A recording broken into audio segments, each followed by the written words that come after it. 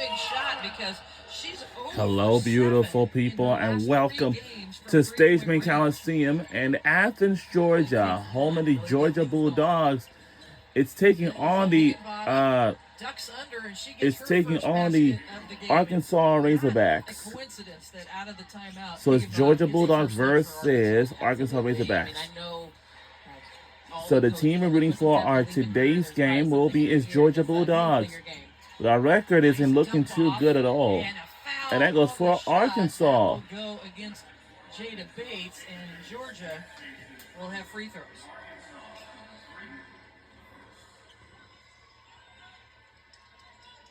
That will send Mia Woolfolk, the 6'3" freshman out of Virginia. She's averaging about 11 points per game. Missed 9 games for an injury, but is such a strong player for Georgia. Only one game on the SEC women's basketball schedule on Monday. Reagan Beers. Tomorrow, for the women's basketball, Oklahoma take on Auburn. Norman. Our coverage begins at 8 Eastern, 7 Central, right here on the SEC Network and the ESPN app. However, there's only one game tomorrow, but there's very soon, about the next hour and a half. In the SEC, We'll tune on. LSU and Tennessee. We'll tune for for Notre Dame Fighting Irish versus SEC women's basketball games California Golden Bears. As a whistle and a foul on Arkansas or on Georgia. No, on Georgia. Excuse me. Higginbottom at the free throw line.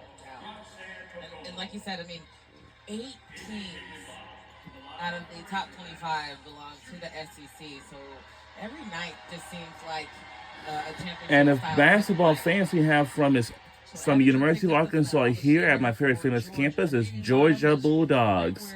I'm sorry. And my very famous campus is the University of Georgia. In free throws made, number 2 in free throws attempted. So, she makes a living because she is so tough to guard. Yeah. I don't know if you heard about this. And she's now On April 12th, there's going to be a Georgia G-Day Red and Black spring game will be held at Sanford Stadium in Athens, Georgia. At Arkansas since back in 2005, most consecutive free throws. That's a lot. I mean, 33 is impressive. That is not something. And our jerseys is white. In Arkansas, their jerseys is pink. You know you've made X amount in a row, but we have the dance team, we have the cheerleaders, also we have the Red Coat Band. Possession arrow, Georgia.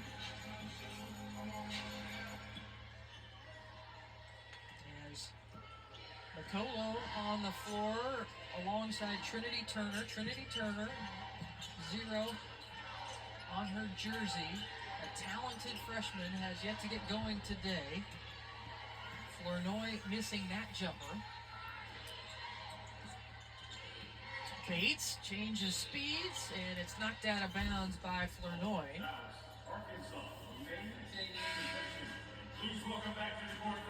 Arkansas is shooting 50% from the floor so far here on the road. 5 of 10.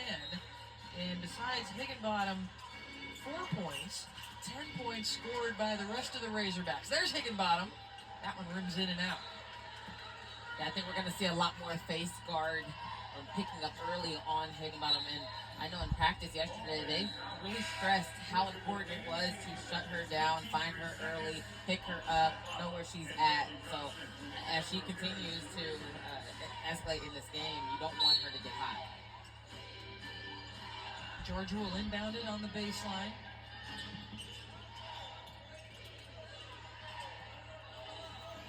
Woolfolk sets the screen, posts up, turns, such a powerful player, but that time it's blocked by Lawrence, Jenna Lawrence, who's into the game. That one doesn't catch rim. 4 seconds on the shot clock, and finally a foul called that will send Mia Woolfolk to the free throw line. Just rebounding opportunities is not where Arkansas wants to be. They want to be able to do the one and done, get the rebound, push the ball, make a miss. But having those extra possessions is only going to go into Georgia's favor.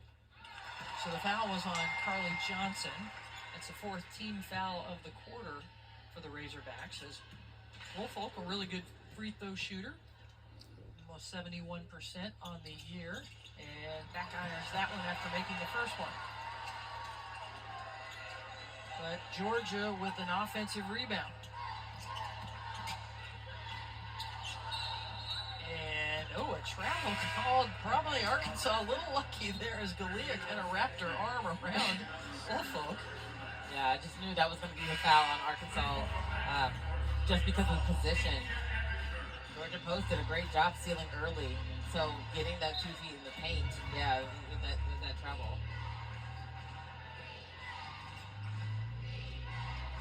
Izzy Higginbottom coming off a 26-point game in their loss to Mississippi State. That ended a 3-game streak of 30 points or more in a row. Remarkable. That's crazy. And she made it look so easy. Just played well within her game, well within her means. She's got 4 points today as Galea rebounds that. 1.5 minutes to go in the first quarter. Higginbottom steps back, short on the three-point attempt. 39% three-point shooter, but has missed both of her three-point attempts today. Up over the top, nice pass, and good under-control move by Woolfolk to finish it. And then the whistle is blown as a player doubled over right now for Arkansas.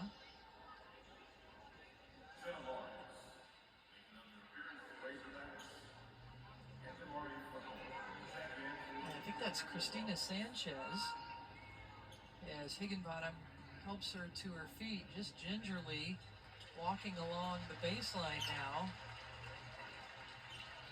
I think she may have taken an elbow to the midsection as she has walked out. Brings in Jenna Lawrence. God, did we talk about the physicality of the SEC and just how physical it can be?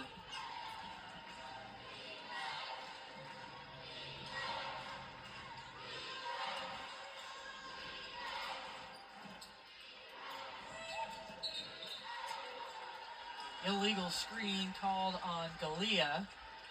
And Arkansas's had some injuries this year. Kiki Smith, last year's Junior College Player of the Year, right there on the right in all red. And then you see Carly Keats right beside her, who we mentioned is clear to play today, but on a minutes restriction, as she has been out the last couple of games with a concussion protocol. So it's a short-handed Arkansas team. So to see Sanchez go to the locker room after being hit in the midsection, their bench has gotten shorter. Shot clock winding down. Avenger off to Woolfolk, and that's knocked out of bounds on Georgia. It will be Arkansas basketball. Yeah, like you said, I mean, the injuries, unfortunately, are part of the game. And that's one of those things that you have to control what you can control. But that also gives the opportunities for these players to start stepping up into these bigger roles, which means the consistency in practice has to be there. The focus off the court, out of the gym has to be there, and just being able to rely on your teammate. Shot clock is off as we wind down in the first quarter. Arkansas with a 14-10 lead. Higginbottom.